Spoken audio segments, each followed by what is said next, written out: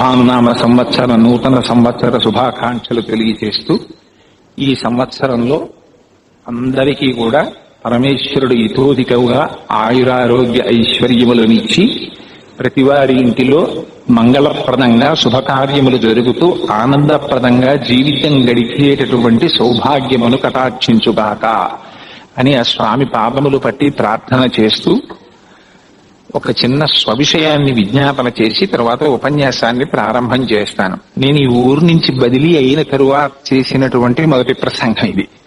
ఎందుచేత అంటే నేను సడన్ గా ట్రాన్స్ఫర్ వస్తుంది అని అనుకోలేదు. లేకపోతే యథార్థంగా రేపటి నుంచి నేను 30 రోజుల పాటు రామాయణం మీద ప్రవచనం చేసి సంపూర్ణ రామాయణం చెప్పాలి అని సంకల్పం చేసి ఉన్నాం.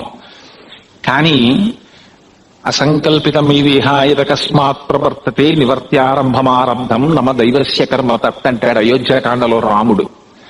నువ్వు అనుకున్నది అవదు సుమా, పరమేశ్వరుడు తెలిసింది అవుతుంది. దశరథ ముహూర్తం పెట్టుకుంటే పట్టాభిషేకం అయింది ఆ రామచంద్రమూర్తికి.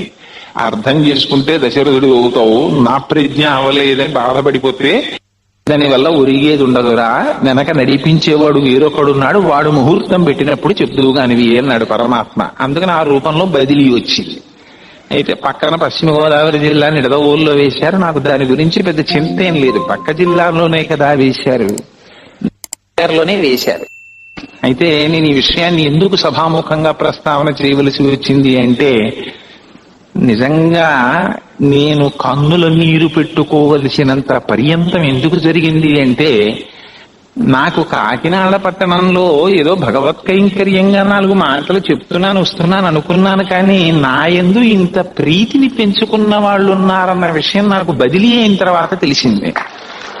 ఎందుచేత అంటే ఎన్ని ఫోన్లు వచ్చాయో, ఎంతమంది వచ్చారో, మహానుభావులు వచ్చి అయ్యా మాకు తెలిసిన వాళ్ళు ఉన్నారు, వీళ్ళున్నారు, మీ ఎస్ఆర్ఎం గారికి చెప్పిస్తాం, మీ డిఎం గారికి చెప్తాం, మీరు ఈ ఊళ్ళో ఉండిపోండి అని చెప్పి వాళ్ళు అడుగుతుంటే నిజంగా కొందరు కన్నుల నీరు పెట్టుకుంటే, పెద్దలు వృద్ధులు, నిజంగా అందుకు నేను యోగ్యుడనా, లేకపోతే ఇంతమంది నా యందు ప్రీతిని పెంచుకున్నారని యథార్థంగా చెప్తున్నాను, నేను కదిలిపోయాను. ఇవాళ కూడా ఎంతమంది ఫోన్ చేశారో, అందుకని వారందరికీ సభాముఖంగా నా కృతజ్ఞతని ఆవిష్కరిస్తున్నానంతే. అందుకని మళ్ళీ కొద్ది నెలలు పనిచేసిన తరువాత ఎలాగో నా భార్య ఇక్కడ ఉద్యోగం కాబట్టి నేను ఇక్కడే ఉండాలి, కాబట్టి ఇక్కడికే వస్తూ ఉంటాను. ఆ విషయం కూడా నేను చెప్పి ఉన్నాను. ఆదివారాలు సెలవు రోజులు ఖాళీ కాబట్టి తప్పకుండా ఉపన్యాసాలు చెప్తూనే ఉంటాను, అది నా ఊపిరి, భగవత్ కైంకర్యం చెయ్యకుండా నేను ఉండలేను అని చెప్పాను. అందుకని మళ్ళీ కొద్ది నెలల్లో పరమేశ్వరానుగ్రహం చేత తిరిగి వస్తానని నాకు ప్రగాఢమైన విశ్వాసం. సరే, ఆ విషయాన్ని అక్కడతో ముగిస్తూ ఇది ఎందుకు చెప్పవలసి వచ్చింది అంటే, సభాముఖంగా ఒక్కసారి నా కృతజ్ఞతని ఆవిష్కరించడానికి ప్రకటించానంతే. అందుకని ఇంకా ఇవాల్టి రోజున ఉగాది పర్వదినాన్ని పురస్కరించుకొని ఈనాటి సాయంకాల సమయమునందు కలౌ వెంకటనాయక అని పేరు. ఆ శ్రీ వెంకటాచలపతి కలియుగంలో ఆయన సమస్త ప్రపంచాన్ని కూడా నిర్వహించేటటువంటి దక్షతని బాధ్యతని స్వీకరించినటువంటి గొప్ప స్వరూపం అది. అందుచేత ఆ వెంకటేశ్వర స్వామి వారి యొక్క వైభవాన్ని 4 మాటలు చెప్పవలసింది అని బ్రహ్మశ్రీ రేపాక సుబ్బారావు గారు ఆజ్ఞాపించి ఉన్నారు. వారు సరస్వతీదేవి యొక్క చరణ సేవలో పునీతులైనటువంటి మహాపురుషులు. అందుచేత నాకు సుబ్బారావు గారంటే ఒక ప్రత్యేకమైనటువంటి గౌరవం. అందుకని వారి మాట సాక్షాత్తుగా ఒక మహర్షి యొక్క మాటగా భావించి తప్పకుండా ఉగాది నాడు ఎలాగో ఊళ్ళోనే ఉంటాను కాబట్టి ఆ ప్రసంగం చేసేటటువంటి భాగ్యాన్ని ఆ వెంకటాచలపతి నాకు కటాక్షించాలని కోరుకుంటున్నానని ప్రారంభం చేశాం. అందుచేత ఆ శ్రీ వెంకటేశ్వర వైభవము అంటే అది సామాన్యమైనటువంటి విషయం కాదు. ఆయన పేరే వెంకటేశ్వరుడు. మిగిలినటువంటి అవతారాలకి వెంకటేశ్వర స్వామి వారి యొక్క అవతారానికి ఒక ప్రధానమైనటువంటి భేదం ఉంటుంది. మిగిలిన అవతారాలలో ఆయనకి రకరకాలైనటువంటి పేర్లు వచ్చాయి. దశావతారాలు మనందరికీ తెలుసున్నవి. మత్స్యావతారం వచ్చింది, కూర్మావతారం వచ్చింది, వామనావతారం వచ్చింది, నృసింహావతారం వచ్చింది, కృష్ణావతారం వచ్చింది, రామావతారం వచ్చింది. ఎన్ని అవతారములు వచ్చినప్పటికీ ఆయా అవతారముల యందు స్వామికి తన గుణములను ఆవిష్కరించగలిగినటువంటి ఒక ప్రత్యేకమైనటువంటి నామము చేత పిలువబడ్డాడు. కానీ కలియుగంలోకి వచ్చేసరికి వచ్చినటువంటి పేరు వెంకటేశ్వరుడు. ఆయన తీసుకునేటటువంటిది కూడా తల వెంట్రుకలు. ఇది చాలా చిత్రమైనటువంటి విశేషం. ఈ రెండింటికి ఒక గొప్ప సంబంధాన్ని పెట్టారు కలియుగంలో. ఎందుచేత అంటే వెంకటేశ్వరుడన్న పేరులోనే ఉంది రహస్యం అంతా. అసలు వేం అంటే పాపం. కలియుగంలో ఎవ్వరికీ కూడా మనస్సు భగవంతుని యొక్క చరణారవిందముల యందు నిలబడదు. ఎప్పుడు కలి యొక్క ప్రభావం చేత మనస్సు చించల చిత్తమై సదా మోహాటవ్యాం చరతి యువతీనాం కుచగిరౌ నటత్యాశాఖాస్పతి ఝడితి స్వైరమభిత కపాలిం విక్షోమే హృదయ కపి మత్యంత చపలం దృఢా భక్త్యా బధ్యా వా భవ శివభవదధీనం కురు విభో అంటారు శంకర భగవత్పాదులు. అలా మకంబొప్ప పరద్రవ్యంబులన్ మృత్యులింగము యోగము చేయునెమ్మనము దానింపట్టి వైరాగ్య పాశంబులను చుట్టి బిగించి నీ చరణ స్తంభునం కట్టివైచి ముదం వెన్నడు కల్గజేయగదవో శ్రీకాళహస్తీశ్వర అంటాడు ధూర్జటి. మనస్సుని నిగ్రహించడం అంత తేలిక కాదు. ఆ మనస్సు చేత అనేకమైనటువంటి పాపములు చేస్తుంటాం. ఈ పాపములు చేసేటటువంటి వారినందరినీ ఉద్ధరించడం కోసమని పరమాత్మ శ్రీ వెంకటేశ్వరుడిగా వచ్చారు. ఆ వేము అంటే పాపము, కట అంటే తొలగించగలిగినటువంటి వాడు. ఎందుచేతంటే మన పాపము మనకు ప్రతిబంధకముగా వచ్చి పరమేశ్వరుణ్ణి చేరకుండా అడ్డగిస్తుంది. అలా పరమేశ్వరుణ్ణి చేరకుండా అడ్డముగా వచ్చేటటువంటి ప్రతిబంధకమునకే పాపమని పేరు. ఆ పాపమును తొలగించగలిగినటువంటి శక్తి ఉన్నది సాక్షాత్తుగా పరబ్రహ్మములకే ఉంటుంది. ఆ పరబ్రహ్మమే ఆ వేం అంటే పాపమును, కట అంటే తొలగించగలిగినటువంటి ఈశ్వరుడంటే నియామకుడై సర్వ జగత్తుని కాపాడగలిగినటువంటి నియామకుడు, ధారకుడు, పోషకుడు, వహించగలిగిన వాడు, శాసించగలిగినటువంటి వాడై సాక్షాత్తుగా వైకుంఠం నుంచి శ్రీ మహావిష్ణువు వచ్చి వెలిసినటువంటి పరమ పవిత్రమైనటువంటి క్షేత్రం వెంకటాచల క్షేత్రం. అన్నమాచార్యుల వారు అంటారు, వేదములే రాళ్ళైనది తిరుమల కొండ అంటారు. సాక్షాత్తుగా వేదములే ఆ కొండలుగా మారాయంటారు. అక్కడ ఉన్నది ఎంత చిత్రమైన మాట చెప్పారంటే, ఈ బ్రహ్మాండోత్తర పురాణంలోను, వరాహ పురాణంలోను మొదలైనటువంటి పురాణాల్లో వెంకటాచల ప్రశస్తి అని ప్రత్యేకంగా వర్ణించారు. ఆ వర్ణించడంలో ఒక్కొక్క యుగంలో, ఒక్కొక్క అవతారంలో, ఒక్కొక్క మూర్తిగా స్వామి జగద్రక్షణ చేస్తూ వచ్చారు. కృతేతు నారసింహో భూః త్రేతాయాం రఘునందన ద్వాపరే వాసుదేవశ్చ కలౌ శ్రీ వెంకటనాయక. మనకి ప్రధానమైనటువంటి మూర్తులు కృతేతు నరసింహో భూః. కృతయుగంలో ఆయన నరసింహావతారంలో జగత్తునంతటినీ రక్షించారు. రెండవది త్రేతాయాం రఘునందన. త్రేతాయుగంలో శ్రీరామచంద్రమూర్తి రక్షించారు. ఆయన ఏ అవతారంలో ఉన్నా పక్కన శ్రీకారం ఉంటుంది. అసలు మన సాంప్రదాయంలో వివాహం అయిపోయిన తరువాత పేరు పక్కన స్త్రీ లేకుండా రాసుకోకూడదు. తెలియక ఎవరైనా పేరు పక్కన స్త్రీ చేర్చుకుంటే ఏమిటి, వీడేదో గౌరవం ప్రకటించుకోవడానికి పక్కన స్త్రీ చేర్చుకున్నాడు అనుకుంటూ ఉంటారు. కానీ వివాహం అయిన తరువాత శ్రీకారం లేకుండా పేరు రాసుకోకూడదు. వివాహం కాలేదని గుర్తు చాగంటి కోటేశ్వరరావు, వివాహం అయిపోయిందని గుర్తు శ్రీ చాగంటి కోటేశ్వరరావు అని రాసుకోవాలి. అందుకే రాముడు కూడా శ్రీరాముడని పిలువబడ్డాడు. ఒకసారి శివధనుర్భంగం చేసి సీతమ్మ తల్లిని చేపట్టిన తరువాత రాముడు కాడు, శ్రీరాముడు. అందుకే విశ్వామిత్రుడు ఒక అందమైన మాట అంటాడు బాలకాండలో, ఇంకిక్కడి నుంచి సీతమ్మ తల్లిని స్వీకరించినటువంటి రాముణ్ణి లోకరక్షణ కోసం అప్పచెప్తున్నా అన్నాడు. ఎందుకని, ఆ శక్తి పక్కన చేరిన తరువాత ఆ శ్రీరాముడు పూర్ణత్వాన్ని పొందాడు. ఆయన లోకరక్షణార్థమని 16 గుణములు కలిగినటువంటి ఒక సంపూర్ణమైనటువంటి నరుడు ఎలా ప్రవర్తిస్తాడో అలా ప్రవర్తించాడు. అందుచేతనే కోన్వస్మిన్ సాంప్రతం లోకే గుణవాన్ కశ్చ వీర్యవాన్ ధర్మజ్ఞశ్చ కృతజ్ఞశ్చ సత్యవాక్యో దృఢవ్రతః చారిత్రేణ చ కోయుక్తః సర్వభూతేషు కోహితః విద్వాన్ కః కస్సమర్థస్య కశ్చైక ప్రియదర్శనః ఆత్మవాన్ కో జితక్రోధో ద్యుతిమాన్ కో నలసూయకః కస్య బిభ్యతి దేవాశ్చ జాత రోషస్య సంయుగే అని అడుగుతారు. ఆ శ్రీమద్ రామాయణాన్ని ప్రారంభించడానికి ప్రారంభంలోనే వాల్మీకి మహర్షి అడిగినటువంటి ప్రశ్నకి జవాబుగా 16 గుణములు పరిపూర్ణముగా ఉన్నటువంటి అవతారం రామావతారమని ఆనాడు నారద మహర్షి ప్రవచించారు. అందుచేతనే మొట్టమొదట సంక్షేప రామాయణం వచ్చింది. అందుచేత 16 గుణములు కలిగినటువంటి రాముడు లోకాభిరాముడై రావణాసురుణ్ణి నిగ్రహించి రామావతారంలో చేసినంత రాక్షస సంహారం నిజానికి ఏ ఇతర అవతారంలోనూ చేయలేదు. కొన్ని కోట్ల మంది రాక్షసుల్ని తెగటార్చాడు రామచంద్రమూర్తి. రక్తం కాలవలై ప్రవహించింది. ఆ రామరావణ యుద్ధం సామాన్యమైనటువంటి యుద్ధం కాదు. ఆయన బాలకాండలో చెప్పుకున్నారు, నేను మిగిలినటువంటి అవతారాలకి రామావతారానికి ప్రధానమైనటువంటి తేడా ఒకటి ఉంటుంది. మిగిలిన అవతారాల్లో స్వామి యొక్క ఆవిర్భావం జరుగుతుంది. ఎవరు లోకాన్ని పీడిస్తున్నాడో ఆ రాక్షసుని సంహరిస్తారు, అక్కడతో అయిపోతుంది. కానీ మానవులంటే ఎంత కించపరిచి మాట్లాడారంటే త్రేతాయుగంలో అసలు రావణాసురుడు వరంలో కోరుకోవడం మానేశాడు.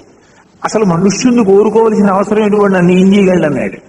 అలాంటి మనుష్యుల యొక్క కీర్తి ప్రతిష్టల్ని తిరిగి ఆవిష్కరించి మానవత్వం యొక్క గొప్పతనం ఏమిటో మళ్లీ చాటి చెప్పడం కోసమని హత్వా క్రూరం దురాత్మానం దేవర్షీణాం భయావహం దశవర్ష సహస్రాణి దశవర్ష శతాని చ అంటారు బాలకాండలో.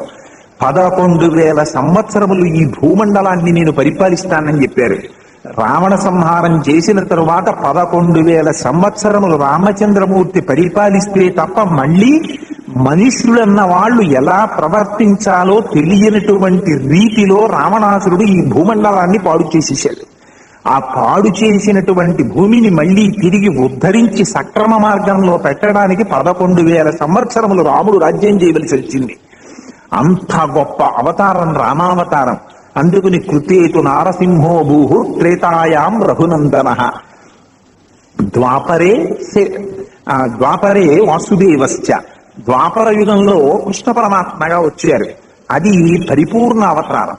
ఆ అవతారంలో స్వయంగా తాను చేసినటువంటి దుష్ట శిక్షణ కొంత, కృష్ణ పరమాత్మ స్వయంగా యుద్ధ భూమిలో నిలబడి చేసే దుష్ట సంహారం చేసినటువంటి రాక్షసులు కొందరు, అర్జునుడి వెనక తానుండి అర్జునుడు చేసినట్లుగా కనపడేటట్టుగా ప్రవర్తింపచేసి నిగ్రహింపచేసినటువంటి రాక్షసులు కొన్ని కోట్ల మంది. అక్కడ రామరావణ యుద్ధంలో ఎంతమంది రాక్షసుల్ని తెగటార్చారో కురుక్షేత్ర యుద్ధంలో కూడా అంతమంది దానవ వీరుల్ని, అంతమంది ఖండకావరం కలిగి భగవన్మార్గాన్ని నిరసించినటువంటి వారిని సంహరించవలసి వచ్చింది. అటువంటి అవతారం శ్రీకృష్ణ అవతారం. అందుకని ద్వాపరే వాసుదేవశ్చ కలౌ శ్రీ వెంకటనాయక. కలియుగం వచ్చేసరికి ఆయన వెంకటేశ్వర స్వామిగా వచ్చారు. కలియుగంలో స్వామి దుష్ట సంహారం చెయ్యలేదు. ఆయన కత్తి పట్టి నందకం పట్టి సంహరించలేదు. చిత్రం ఏమిటంటే వెంకటేశ్వర స్వామి వారి యొక్క అవతారానికి ఒక చిత్రమైనటువంటి స్థితి ఉంది. ఆయన దగ్గర ఉండేటటువంటి అన్ని రకాలైనటువంటి ఆయుధములు, ఆయన ధరించేటటువంటి విశేషమైనటువంటి ఆభరణములు ఒక్కొక్క అంశని పొందే. నందకం అన్నమాచార్యుల వారిగా వచ్చింది. ఆయన దగ్గర ఉండేటటువంటి గంట వేదాంత దేశికులుగా వచ్చింది. ఒక్కొక్కటి ఒక్కొక్క అంశని పొంది భక్తిని ప్రచారం చేశాయి. ఆ వెంకటేశ్వర స్వామి వారు కలియుగంలో చాలా కాలం నోరు విప్పి మాట్లాడేవారు. ఆ తరువాతి కాలంలో వెంకటేశ్వర స్వామి వారు ఒకసారి తొండమాన్ చక్రవర్తి మీద కోపం వచ్చినప్పుడు నేను ఇక మాట్లాడను అని భీష్మించారు. ఆనాటి నుంచి స్వామి మాట్లాడలేదు. ఇప్పటికీ వెంకటేశ్వర స్వామి వారు ఎవరికన్నా ఏదైనా ఉపకారం చెయ్యాలి, రక్షించాలని అనిపిస్తే వేరొకరికి ప్రేరణ చేసి చేయిస్తూ ఉంటారు. అందుచేత ఆ వెంకటాచల క్షేత్రము పరమపావనమైనటువంటి క్షేత్రం. ఆ వచ్చినటువంటి కొండ సామాన్యమైనటువంటి కొండ కాదది. ఆ కొండకి ఆ వెంకటేశ్వరుడికి ఒక గొప్ప సంబంధం ఉంది. ఏమిటా సంబంధం అంటే అది క్రీడాద్రి. అది శ్రీ మహావిష్ణువు విహరించేటటువంటి పర్వత సానువులు. ఆ క్రీడాద్రి భూమండలం మీదకి పర్వతంగా వచ్చింది. ఇది ఎన్ని సంవత్సరాల క్రితం వచ్చింది? కలియుగంలోనే ఉందా ఈ 7 కొండలు, లేకపోతే అంతకు ముందు కూడా ఉన్నాయా అంటే అది కలియుగంలో మాత్రమే ఉన్న కొండ కాదు అన్నారు. అది మొట్టమొదట్లో దాన్ని పిలిచినప్పుడు కొంతకాలం కృతయుగంలో దానికి వృషాచలం అని పేరు ఉండేది. ఆ తరువాతి కాలంలో దానికి అంజనాచలం అని పేరు ఉండేది. ఇంకా కొంతకాలం అయిపోయిన తర్వాత కలియుగం వచ్చిన తరువాత దానికి వెంకటాచలం అని పేరు వచ్చింది. యుగాలు మారిపోతున్నా ఆ కొండ మాత్రం అలాగే ఉండిపోయింది. అందుచేత కృతే వృషాద్రిం వక్షంతి త్రేతాయాం అంజనాచలం అని ఒక్కొక్క యుగంలో ఒక్కొక్క పేరుతో ఆ కొండ మాత్రం అలాగే ఉండిపోయింది. నామాని యుగభేదేన శైలాస్థాస్య భవంతి. కొండ మాత్రం అలాగే ఉంది, యుగాలు మారిపోయాయి, పేరు మాత్రం మారిపోయింది. అందుకే ఇప్పటికీ మీకు వెంకటాచలంలో శిలాతోరణము అని ఒకటి ఉంది. ఆ శిలాతోరణం ఎంత ప్రాచీనమైనది అంటే ఎవరూ చెప్పలేరు.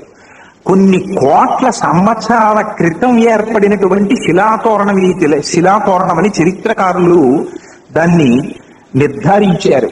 అంత పరమ పవిత్రమైనటువంటి క్షేత్రం వెంకటాచల క్షేత్రం. మనకి పాపములన్నీ కూడా ఎక్కడ ఉంటాయి అంటే వెంట్రుకల యొక్క మొదళ్ళని ఆశ్రయించి ఉంటాయి పాపాలు. అందుకని ఆ పాపాలని తీసివేయడం కోసమని పరమేశ్వరుడు ఏం చేస్తాడంటే ఎవ్వరూ ఏమీ ఇవ్వవలసినటువంటి అవసరం లేకుండా, కలియుగంలో ప్రతిదానికి డబ్బుతోటే కదండి ముడి. ₹1 పరమేశ్వరుడి దగ్గర హుండీలో వెయ్యాలన్నా కూడా అమ్మో రూపాయి వెయ్యడం అనిపిస్తుంది. అందుకని మన ప్రమేయం లేనిది, మనం పెంచాలని ప్రత్యేకం పెంచవలసినటువంటి అవసరం లేది, తనంత తాను పెరిగేది, భగవంతుని కృపచేత ఉండేది అని వెంట్రుకలైన ఎదిగాడు. ఎంత విచిత్రమో చూడండి. ఆ వెంట్రుకల మొదళ్ళను ఆశ్రయించి పాపాలు ఉంటాయి. అందుకని వెంకటాచలం వెడితే స్వామివారి దగ్గరికి వెళ్లి తలనీలాలు సమర్పించినంత మాత్రము చేత వాడి శరీరమునకు పట్టి ఉన్నటువంటి పాప రాశి తొలగిపోతుంది. అందుచేత వెంకటాచలానికి ఆ ప్రాశస్త్యం ఉంది. మళ్ళీ వారణాసికి అటువంటి ప్రాశస్త్యం ఉంది. వారణాసి పట్టణంలో ప్రవేశిస్తుంటేనే శరీరానికి పట్టి ఉన్నటువంటి పాపములన్నీ ఎగిరి చెట్లెక్కి కూర్చుంటాయిట. వారణాసి ఎంత గొప్పదో రామకృష్ణ పరమహంస దర్శనం చేశారు. అవి ఆ చెట్ల మీద కూర్చుని నిరీక్షిస్తాయిట, మళ్ళీ వాడు తిరిగి వస్తున్నప్పుడు పట్టుకుందామని. కానీ వాడు తిరిగి రాకపోతే 7 రోజుల పాటు కాశీ పట్టణంలో వాడు కానీ నివాసం ఉంటే ఇక వాడు తిరిగి రాడని ఆ పాపరాశి వెళ్ళిపోతుందిట. అందుకని వారణాసిలో ఉండడం కూడా అంత గొప్ప విషయం. వెంకటాచలానికి వెళ్లి తలనీలాలు సమర్పించినంత మాత్రం చేత శరీరమునకు పట్టినటువంటి పాపరాశి ధ్వంసమైపోతుంది. అంతగా పాపరాశిని ఖండించగలిగినటువంటి గొప్ప అవతారం ఆ వెంకటేశ్వర అవతారం. ఆ వెంకటేశ్వరుడు రావడానికి ప్రధానమైనటువంటి కారణాలు 3 చెప్తారు. ఈ 3 కారణాలే. మొట్టమొదటి కారణం ఏమిటంటే నారద మహర్షి ఒక రోజున వెళ్లి అడిగారు వెంకటేశ్వర స్వామి వారిని. వెంకటేశ్వర స్వామి వారంటే వైకుంఠంలో విరాజమానుడై ఉన్నటువంటి శ్రీ మహావిష్ణువు. ఆయనని వెళ్లి అడిగారు, స్వామి నువ్వు స్థితికారుడవు కదా, ఈ ప్రపంచంలో కలియుగంలో అల్పాయుర్దాయం కలిగినటువంటి ప్రజలు అనేకమైన పాపకృత్యములు చేసి ఆ పాపములు ప్రతిబంధకములు కాగా పరమేశ్వరుణ్ణి దర్శించలేక బాధపడుతున్నటువంటి స్థితిలో వాళ్ళని ఉద్ధరించడానికి నువ్వు చేసేటటువంటి ఉపకారం ఏమిటి, చెయ్యవలసినది అని ప్రార్థన చేస్తే ఆనాడు శ్రీ మహావిష్ణువు అభయం ఇచ్చారు. నేను కలియుగంలో వెంకటేశ్వరుడిగా అవతరిస్తాను.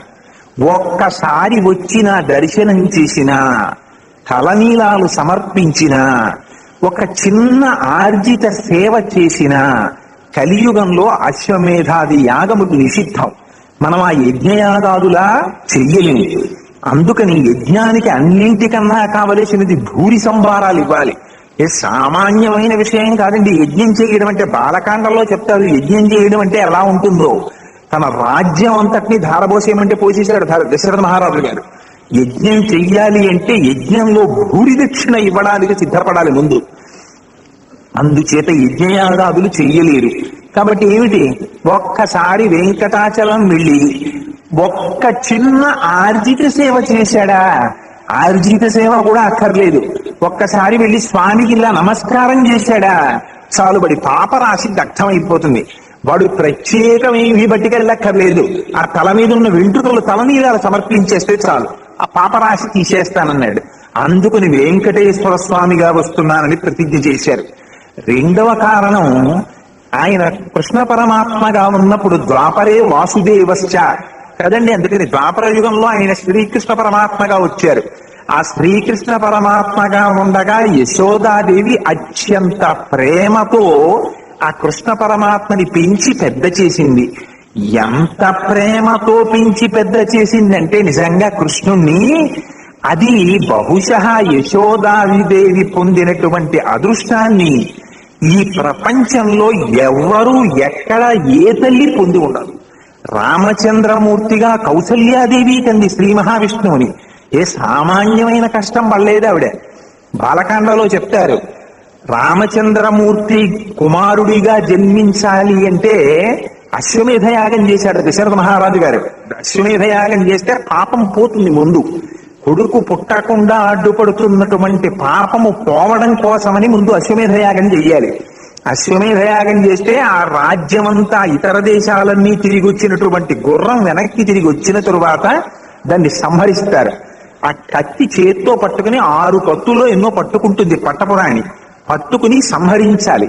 సంహరించి ఒక రోజు రాత్రంతా రాజుగారి యొక్క ధర్మపత్ని మనస్సులో అరమరిక లేకుండా తన భర్త అయినటువంటి చక్రవర్తిని ఎలా కౌగిలించుకుని పడుకుంటుందో అలా గుర్రాన్ని కౌగిలించుకుని పడుకోవాలి. అలా పడుకునేటప్పుడు ఇది గుర్రము యొక్క మృత కళేబరం అనేటటువంటి భావన రాకూడదు, రాకుండా పడుకోవాలి. పడుకుంటే ఆ యజ్ఞాన్ని చేయించినటువంటి మహర్షులు వచ్చి వస్త్రాన్ని ఆచ్ఛాదన చేస్తారు, దుప్పటి కప్పుతారు, ఇద్దరికీ కలిపి ఒకే దుప్పటి. అలా కౌగిలించుకుని పడుకోవాలి. అలా ఒక రాత్రి అంతా పడుకుంది కౌసల్య. మరునాడు ఆ గుర్రం నుంచి వచ్చినటువంటి భాగాల్ని తీసి అగ్నిహోత్రంలో హవనం చేస్తారు. ఆ వచ్చేటటువంటి ధూమాన్ని చక్రవర్తి నిలబడి ఆ హోమ ధూమాన్ని పీల్చాలి. ఆ పీలిస్తే అప్పుడు ఆ పాపం పోతుంది. పోయిన తరువాత పుత్రకామేష్టి చేస్తారు. చేసిన తరువాత పుత్రకామేష్టి చేత ప్రీతి పొందినటువంటి దేవతలు పాయస పాత్రలో ప్రసాదం ఇస్తే ఆ పాయస పాత్ర యొక్క అనుగ్రహం చేత రామచంద్రమూర్తి పెద్ద కుమారుడిగా జన్మించారు. అంత కష్టపడితే వచ్చినటువంటి అవతారం రామావతారం. కానీ అంత కష్టపడి కన్నా కౌసల్య కూడా నిజానికి రామచంద్రమూర్తితో చిన్నతనంలో అంతగా ఆటలాడుకునే ఆనందం అనుభవించినట్టుగా శ్రీమద్ రామాయణంలో ఎక్కడా వర్ణించలేదు. ఏదో చంద్రుణ్ణి చూపించింది, పాయసం తినిపించింది, అద్దాన్ని చూశాడు, చంద్రుణ్ణి పట్రా అన్నాడు. ఇవన్నీ ఇతరమైనటువంటి పురాణాల్లో కనపడతాయి కానీ, లేదా ఇతరులు రాసిన చోట్ల కనపడతాయి కానీ, అసలు వాల్మీకి మహర్షి రాసినటువంటి రామాయణమే మూలం. అందులో ఎక్కడా మనకి ఇటువంటివన్నీ కనపడవు. రాముడు పుట్టాడు, తిరిగాడు, అంతవరకే. కానీ కృష్ణ పరమాత్మ దగ్గరికి వచ్చేసేపటికి అలా కాదు. ఆయన బాల్య క్రీడలు సామాన్యమైనటువంటి బాల్య క్రీడలు కావు. నిజంగా మనసు పరవశించిపోతుంది చదువుతుంటే. వ్యాస భగవానుడు సంస్కృత భాగవతంలో ఒక ఎత్తున అనుభవిస్తే ఆంధ్రీకరించినటువంటి పోతన గారు అసలు పరవశించిపోయారు. ఎంత అదృష్టానికి నోచుకుందంటే, ఎన్నడూ మహాతల్లి కౌసల్యాదేవి అంత కష్టపడి కన్నా సరే రామచంద్రమూర్తిలో విశ్వరూప దర్శనాన్ని చేయలేదు. కానీ చిత్రం ఏమిటంటే, అడగకుండా చక్కగా 2-3 సార్లు, 1-10 మార్లు విశ్వరూప దర్శనం చేసింది ఆ యశోదాదేవి. ఎంత చిత్రం అంటే, ఇంత విశ్వరూప దర్శనం చేసి ఎంత ఆనందం అంటే, నిజంగా యశోదాదేవి పొందిన ఆనందం లాంటి ఆనందం ఆ పద్యాలు పోతన గారిని చదువుతుంటే మనసు ఆర్ద్రమైపోతుంది. మన్నీటికి భక్షింతువు మన్నియమము లేల మన్నింపవు అన్నయు సకులును చెప్పెదరన్నా మన్నేల వేరు పదార్థము లేదే అంది. ఒరే మన్ను తినద్దని చెప్పాను కృష్ణ, నువ్వు మన్ను తింటున్నావు. బలరాముడు చెప్తున్నాడు, స్నేహితులు చెప్తున్నారు, ఎందుకు తిన్నావు మన్ను అంది. అంటే ఎంత టక్కరితనంగా అడిగాడు అమ్మని. చెయ్యి పట్టుకుని అమ్మ ఇలా వేలు చూపించి తిన్నావా లేదా మన్ను అంటే, అమ్మా మన్ను తినంగనే శిశువునో యాకుంటినో వెర్రినో నమ్మం చూడకు విరి మాటలు మదిన్న నీవు కొట్టంగదాది మార్గము గటించి చెప్పెదరు కాగేని మదీయాస్య గంధం ఆఘ్రాణము చేసిన వచనము తప్పైన దండింపవే. అమ్మ ఉట్టిదమ్మా, నీతో కొట్టించడానికి వీళ్ళందరూ ఇలాంటి మాటలు చెప్తున్నారు. అమ్మ నేను మట్టి తింటే నా నోరు మట్టి వాసన రాదు, ఏది నా నోరు తెరుస్తాను, వాసన చూడు, మట్టి వాసన వస్తే అమ్మ నన్ను కొట్టేయమ్మా అన్నాడు.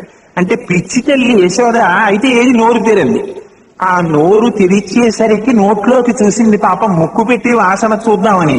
ఆ లలితాంగి కనుంగునే బాలుని ముఖమందు జలది పర్వత ధన సికి తెరల చేసి దిక్పాలాది కారండం పైన బ్రహ్మాండంబులను కలయో కల్లయో వైష్ణవమాయయో ఇతర సంకల్పార్థమో సత్యమో తలపన్నేరకయున్నదాననో యశోదాదేవి కానో పరస్థలమో బాలకుడెంత వీధి ముఖస్తంభై అజాండంబు ప్రజ్వలమయ్యుండుటకేది హేతువో మహాశ్చర్యంబు చింతింపగన్.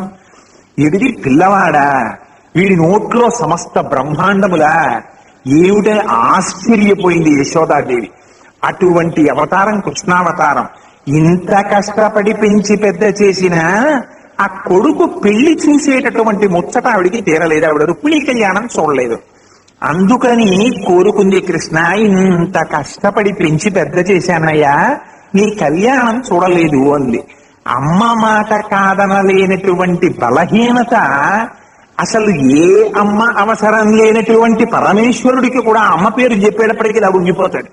అందుకని ఆయన అన్నాడు, అమ్మా నేను వెంకటేశ్వర స్వామి వారిగా అవతరించినప్పుడు నువ్వే దగ్గరుండి పెళ్లి చేద్దువు కానివమ్మా అన్నారు.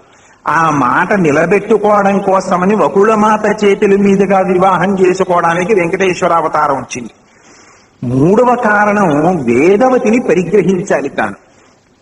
వేదవతి అంటే ఇది ఒక చాలా ఆశ్చర్యకరమైనటువంటి విషయం.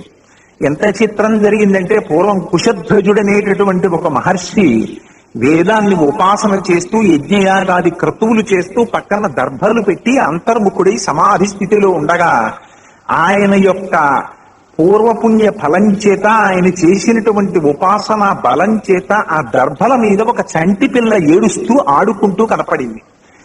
కన్నులు తెరిచి చూశారు, ఈ పిల్ల దర్భల మీద పుట్టింది కనుక ఈ పిల్లకి వేదవతి అని పేరు పెడుతున్నాను అని ఆ పిల్లని పెంచి పెద్ద చేశారు. యుక్త వయస్సు వచ్చిన తర్వాత అమ్మ నీకు వివాహం చేస్తాను అంటే ఆవిడంది, నాన్నగారు నేను ఎప్పుడూ శ్రీ మహావిష్ణువుకే భార్యని అంది. అంతే కదండి, వేదం ఎవరి దగ్గర నుంచి వస్తుంది? పరమేశ్వరుడి నోట్లోంచి వస్తుంది. అందుకని వేదం ఆయనకి చెందినదే కదా, అందుకని నేను పరమేశ్వరుడికే చెందినదానను ఉంది. అంటే ఆయన అన్నారు, అమ్మ అలా కాదు, శ్రీ మహావిష్ణువుని భార్యగా పొందడం అంటే మాటలా? ఆనాడు పార్వతీదేవి హిమాలయ పర్వతముల మీద కూర్చుని తపస్సు చేసి పరమశివుణ్ణి భర్తగా పొందినట్లుగా నువ్వు కూడా హిమవత్ పర్వత ప్రాంతమునకు చేరి తపస్సు చేసి శ్రీ మహావిష్ణువుని భర్తగా పొందు అన్నాడు. ఆవిడ వెళ్లి తపస్సు చేస్తోంది. రావణాసురుడు వచ్చాడు. వచ్చి బలవంతంగా ఆవిడ్ని గ్రహించే ప్రయత్నం చేస్తూ ఉండగా, ఇలా స్త్రీని బలవంతంగా చెరపట్టడానికి నువ్వు చేసేటటువంటి ప్రయత్నము చేతనే నీ వంశము నశించిపోవుగాక అని శపించి అక్కడ పుట్టినటువంటి దావాగ్నిలో ప్రవేశించి ఆవిడ శరీరాన్ని విడిచిపెట్టే ప్రయత్నాన్ని చేసింది. ఆ సమయంలో అగ్నిహోత్రుడు ఆవిడ సాక్షాత్ వేదవతి కనుక ఆవిడని స్వీకరించి తన భార్య అయిన స్వాహాదేవికి ఇచ్చి పెంచమని ఇచ్చాడు. ఇది జరుగుతూ ఉండగా కొంతకాలానికి రావణాసురుడు వచ్చాడు. సీతమ్మ తల్లిని అపహరించి తీసుకుని పోతున్నాడు. ఎదురుగుండా అగ్నిహోత్రుడు వచ్చాడు. వస్తే వచ్చినవాడు అగ్నిహోత్రుడు సద్బ్రాహ్మణుడని చూసి నమస్కరించలా. వీడికి కావలసినటువంటి పరాభవం చెయ్యాలనుకున్నాడు అగ్నిహోత్రుడు. అని ఎంత పని చేశావురా దుందుడుకుతనంగా, నేను ఎదురొస్తే కనీసం నన్ను మాట మాత్రం పలకరించలేదు. అవునులే, నీ మతికి మౌఢ్యం ఏర్పడింది. నీ రథంలో పెట్టుకున్నది నిజమైన సీత అనుకుంటున్నావు, ఆవిడ మాయా సీత. దూరశ్రవణ విద్య ఉంది రామచంద్రమూర్తికి. నువ్వు మారీచుడితో కలిసి సీతమ్మని అపహరించడానికి మాట్లాడిన మాటలు ఇక్కడే కూర్చుని రాముడు విన్నాడు. అసలు సీతని తెచ్చి నాడిగిరి పెట్టి మాయ సీతని తెచ్చి నీ పర్ణశాలలో పెట్టాడు. ఆ మాయా సీతని నువ్వు పట్టుకెడుతున్నావు అన్నాడు. ఎంత గొప్ప మాట చెప్పావయ్యా, చెప్పావు గాని కోపంలో అసలు సీతని ఇలా పట్టరా అన్నాడు. అని అగ్నిహోత్రుడి దగ్గర ఉన్న వేదవతిని తాను తీసుకెళ్లాడు. అసలు సీతని తీసుకొచ్చి అగ్నిహోత్రుడి దగ్గర వదిలేశాడు. 14 అరణ్యవాసం జరిగిపోయిన తరువాత రావణాసురుని యొక్క అంతఃపురంలో అశోకవనంలో 12 నెలల పాటు సీతమ్మ తల్లి పనుపున వేదవతి బంధీకృత అయి ఉండిపోయింది. యుద్ధకాండలో రామచంద్రమూర్తి రావణాసురుణ్ణి సంహరించిన తరువాత అసలు సీతని తాను స్వీకరించడం కోసమని ఈ మాయా సీత అగ్నిహోత్రుడి దగ్గరికి వెళ్ళిపోయింది వేదవతి. అసలు సీత బయటికి వచ్చింది. అందుకని అగ్ని పరీక్ష అనేటటువంటి నెపం జరిగింది. ఆనాడు అగ్నిహోత్రుడు ప్రార్థన చేశాడు, నీ భార్యగా 12 నెలలు ఇక్కడ ఉన్నది కనుక. అంటే ఇద్దరు ఉంటారా నిజంగా? వేదము యొక్క స్వరూపమే సీతమ్మ, సీతమ్మ యొక్క స్వరూపమే వేదవతి. అంటే తాను వేదాన్ని చదివి తాను వేదం చెప్పుకుని తాను ఘనాజటా చెప్పి ఇదే శ్రద్ధ అంటారు. తను ఏం చెప్తున్నాడో దాని మీద తనకి ముందు విశ్వాసం ఉండాలి. ఆ విశ్వాసం లేకపోతే అది వాడికే పతన కారణం అవుతుంది. రావణాసురుడు వేదం చదువుకున్నాడు, సంధ్యావందనం చేస్తాడు, కానీ సీతమ్మ తల్లిని అపహరించి తీసుకొచ్చాడు. వేదం ఇటువంటి మాటలు చెప్పిందా? అందుకని వాడి శ్రద్ధే నశించిపోయింది. అందుకే వాల్మీకి మహర్షి రామాయణంలో వాడేటటువంటి మాటలు కూడా అలాంటి మాటలే వేస్తారు. సమ్మామివ మహాకీర్తిం శ్రద్ధామివ విమానితాం పూజామివ పరీక్షీణాం ఆశాం ప్రతిహతామివ అంటారు సీతమ్మ తల్లిని. ఎలా ఉందిరా సీతమ్మ అంటే కరిగిపోయిన పూజలా ఉందిట, చెడిపోయిన శ్రద్ధలా ఉందిట. ఎందుకు ఈ మాటలు? ఇవన్నీ ఆవిడ గురించి కాదు, తాను రోజు పూజ చేస్తున్నాడు శివ పూజ. కానీ ఆ పార్వతీదేవే సీతమ్మ తల్లిగా ఇక్కడ ఉన్నది అన్నది గుర్తించలేకపోయాడు. తను ఏ కులదేవతారాధన చేస్తున్నాడో ఆ కులదేవతా స్వరూపమే ఆ అమ్మవారే తన పక్క ఇంట్లో పక్కవారి భార్యగా ఉందని గుర్తించగలగాలి. అలా గుర్తించలేని నాడు తన పతనములకు తాను హేతు అవుతాడు. అది తెలుసుకోలేకపోయాడు. అందుకని తన శ్రద్ధ తనకి పోతోంది. ఇదిగో ఈ ఆస్తిక్య బుద్ధిని నిరూపించడమే ఆ వేదాన్ని తీసుకెళ్లి ఆ వేదవతి మళ్ళీ అగ్నిహోత్రంలోకి వెళ్ళిపోయినటువంటి వేదవతిని పరిగ్రహించమని అగ్నిహోత్రుడు రామచంద్రమూర్తిని ప్రార్థన చేశారు.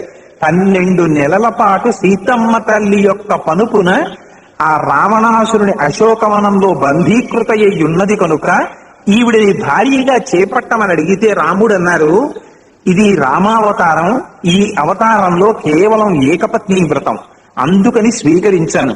కానీ కలియుగంలో నేను మళ్ళీ వెంకటేశ్వరుడిగా వస్తాను. ఆ వెంకటేశ్వరుడిగా వచ్చినప్పుడు వేదవతి మళ్ళీ అయోనిజగా పద్మావతిగా ఆవిర్భవిస్తుంది. ఆనాడు పద్మావతి పరిణయం అన్న పేరుతో పద్మావతిగా స్వీకరిస్తాను అని మాట ఇచ్చారు. ఈ 3 మాటలు నిలబడాలి. ఈ 3 మాటలు నిలబడడం కోసమని శ్రీ వెంకటేశ్వర అవతారం వచ్చింది. మన అదృష్టం ఏమిటంటే అంత గొప్ప అవతారం. అటువంటి స్వామి మనకి కూతవేటు దూరంలో రాత్రి పడుకుని నిద్రపోతే ఉదయం తెల్లవారి లేచేసరికి ఆ వెంకటాచల క్షేత్రంలో ఉండగలిగినంత దగ్గరలో ఆ తిరుమల క్షేత్రం ఉండడం. ఆ తిరుమల క్షేత్రంలో ఉన్నటువంటి 7 కొండలే ఈ 6 కొండలు ఉండకూడదా, 5 కొండలు ఉండకూడదా, 4 ఉండకూడదా, 8 ఉండకూడదా? ఆ ఉండడం కూడా చిత్రం ఏమిటంటే 7 కొండలే ఉంటాయి. వృషాద్రి, వృషభాద్రి, గరుడాద్రి, అంజనాద్రి, శేషాద్రి, వెంకటాద్రి, నారాయణాద్రి, 7 కొండలు. ఈ 7 కొండలు దాటి 8వ కొండ ఉండకూడదు.